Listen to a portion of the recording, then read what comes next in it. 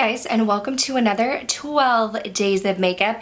If you're just tuning in, we are here doing my style of vlogmas. I am uploading every other day from December 1st to December 23rd, and we are focusing around the number 12. So today's video, I looked in my collection and I pulled out 12 products that have been neglected that I know going forward in 2022, I need to show some more love to these products. So I'm digging them out. This is not by any means like a project pan or anything like that. These are just products that I want to consciously use more. So I'm gonna share them with you and I'm gonna let you know why they made it onto this list. But if you are new here, hello and welcome. My name is Kelly and I love all things makeup and beauty. I love talking, I love makeup, I love talking about makeup. So if you like to chat about makeup too, I would love to have you subscribe and be part of the K Bella fam. But why don't we go ahead and jump into the video.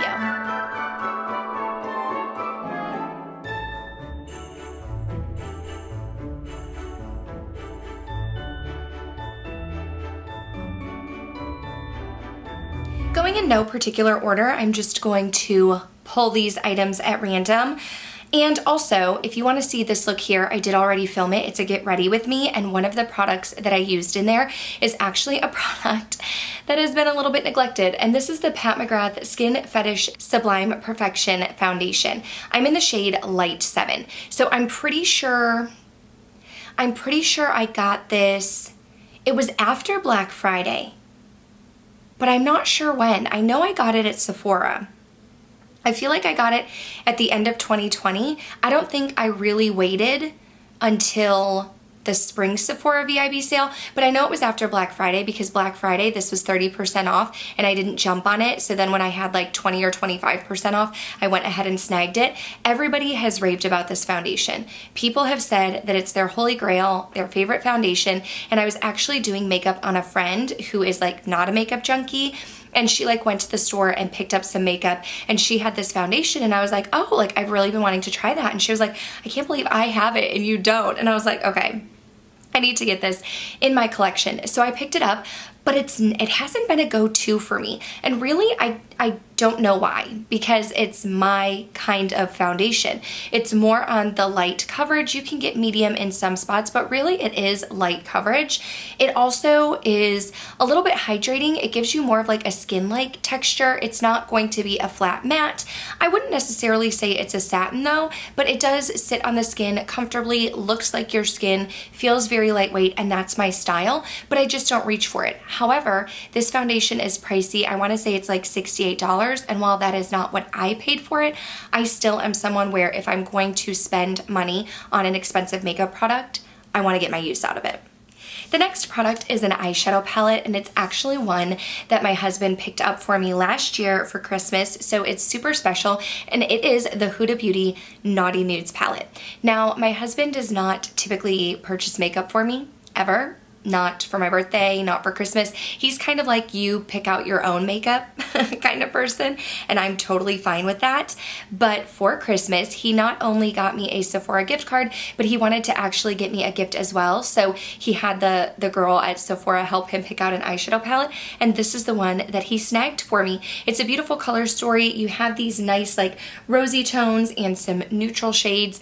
And I have used this a handful of times after he got it for me, but it's not typically one that I think to pull out and use on a regular basis. And so I know he paid a pretty penny for it. I know it's a beautiful color story and I want to get some more use out of it. So for that reason, I need to show this more love in 2022. Oh, I almost forgot to show you my Christmas shirt. I have a Christmas shirt in every video. This one you've seen before if you saw my Get Ready With Me. But the next product is one that was in collaboration with Samantha March and Ofra. It is her River Bronzer. So this is the bronzer that she created where it's matte on one side and shimmer on the other. And I actually do really like this bronzer. I swirl them both together and I brush it on my cheeks. It's not the bronzer I'm wearing today, but I have used this very lightly. And then there are some people like my girlfriend Heather Austin or my girlfriend Karen Harris who have like literally panned it. And I'm like, mine looks like I haven't even used it.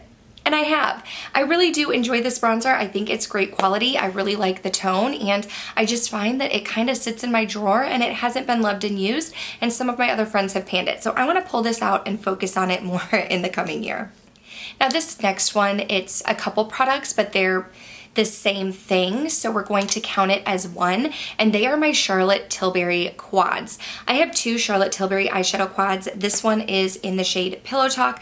I have had this one for several years now. Smegs got it for me either for my birthday or Christmas one year, and then the other one I actually picked up at the beginning of this year, and it is the Rebel. This is the one, oh my gosh, I'm having a hard time opening it. This is the one that has these more like green tones, green and gold. Very beautiful. If you did see my Get Ready With Me, I am wearing the Auric Glow Lust in Entice on my eyes, and I actually feel like that base would be really beautiful with one of these greens. Now these eyeshadow palettes come in at a whopping $50-something for 4 shades, and that is pretty pricey. Pretty pricey for 4 shades. What are you paying? More than $10 per shade. So if I'm going to have products that are that expensive in my collection, I want to get some use out of these. I don't typically reach for quads like this. First of all, the Rebel Lights, that one, I opened up the wrong one. The Rebel Lights, why can I not open this one? Here we go. The Rebel Lights, they are all shimmers, so I don't typically reach for an all shimmer palette. And then Pillow Talk, while it's beautiful, this bottom shade right here in the corner, although you're seeing it as the top, that one's just like a shimmer topper. So really you have the crease and this light shimmer shade. And I just find that I typically apply my eyeshadow the same way, with a transition shade, a blend shade, something in the outer corner, and a lid shade. And these don't really do it for me, but these were pretty expensive and I want to get some use out of them. We'll just stick with Charlotte Tilbury. I also do have 2 of her blushes, and these got a ton of use when I first got them. This one, I will not say the name. Nicole Guerrero has raved about it. I will write it up on the screen. This one here, and the other one that I have is Pillow Talk that Smags got me for my birthday last year, or perhaps the year before. She picked it up for me for my birthday. This is Pillow Talk. This is the other one. I typically just swirl the 2 shades together. This one is a little bit more matte, and this one has a little bit of a sheen to it. I love both of them, and when I first got them, I used them a ton. They create a nice, beautiful, like natural glow. They're very buildable. They apply lightly and you can build them up, but I feel like I went a little bit on a blush kick this year in 2021, and my blush collection grew more than it ever has, and these have just kind of been tucked away in a drawer and honestly forgotten about a little bit, so I want to bring them back out this year. Now this next product, I've had it for a few years and I wanted it so bad before I got it, but ever since I purchased it, I haven't used it a lot, and it is the Jouer Blush Bouquet. It's in the duo Adore. So it's Adore Me and Hold Me, which is supposed to be more of like their peachy tone. I feel like it looks a little bit more pink on me, which is fine, but it is supposed to be more of their peachy tone. You have a darker shade, which is, it looks to be a matte, and a lighter shade, which looks to be a little bit of a satin. So I actually purchased this for Smags back in like 2018, I think, and she loved it and raved about it. I wanted to try it myself. I ended up going back and picking it up, and I just don't find that I'm reaching for it very often. I don't know if it's because the Charlotte Tilbury and the Adore, I have like this clear organizer right here, and they sit in the clear organizer instead of my drawers, that you would think that I would be more apt to reach for the clear organizer. But that's where these products have been sitting and they haven't been getting any love. So I need to pull this out and get some use out of it, because it's actually one of the older blushes in my collection. We have a couple lipsticks, and I've been trying to be good with lipsticks and not purchasing all of them, because I want to. Trust me, I want to purchase all of the lipsticks, but lipsticks are not something that I can go through easily. I often forget to wear lipstick on a day-to-day basis. But one of the lipsticks that I picked up last year is the Jouer, what is this called? I don't know. The Jouer lipstick in the shade hashtag 2020. Now this is definitely a Kelly type of shade. I am into mauves. This is definitely a mauve, a shade that I could see myself wearing often, but for whatever reason, I don't find myself reaching for it. And I've had it, honestly, I think the only time that I've ever worn this is like when I'm filming. And like I said, this is a Kelly shade. Like, I don't know why I'm not reaching for this more.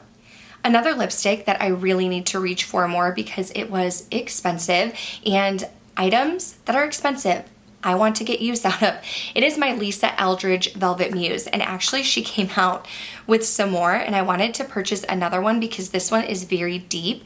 Now again, I think that's why I haven't worn this a ton, Oh, these are very similar. Velvet Muse is pretty deep, and when I wore it on my lips in a video, it did look super deep, so I think that's why I'm not reaching for it on a day-to-day basis, but it's very comfortable. It dries down matte, but feels very creamy on the lips. I absolutely love the formula. I think it's stunning, and I definitely want to get some use out of this. Like, if I'm going to have a $30-something lipstick, I want to get use out of it. I'm not huge into face palettes. I actually try not to purchase them too much because I feel like oftentimes with a face palette, I'm not using all of the shades, but I did pick up the Jouer Champagne and Macarons Sweet Cheek set, and I actually do really enjoy this. You have a bronzer, you have 2 blush shades. This one reminds me of the NARS blush, you know, the one I'm talking about, where it has like pink with a little bit of like gold shimmer in it. And then this one is more of a matte. I like this one better. And the Citrine highlight that was like an OG on YouTube several years ago.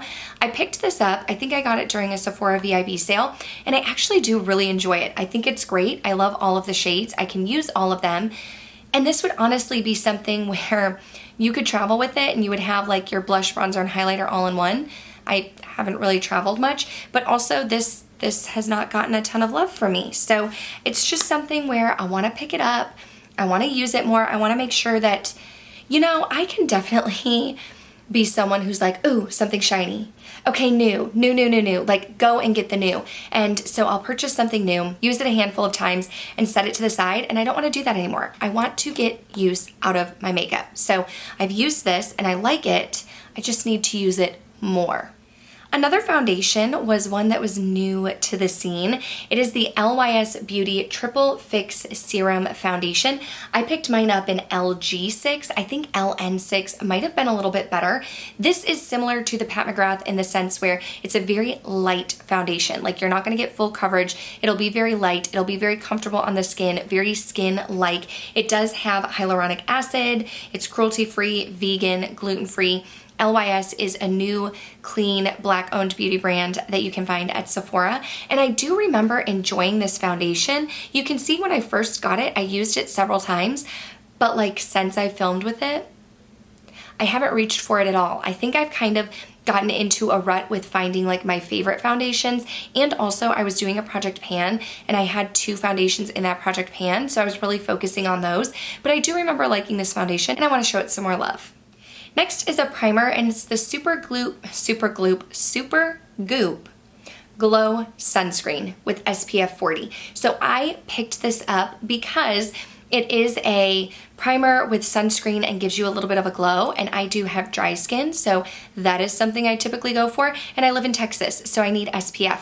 I think Jessica Braun was the one who was raving about this, so I picked it up, and I've used it a handful of times, but for whatever reason, I just never reach for it.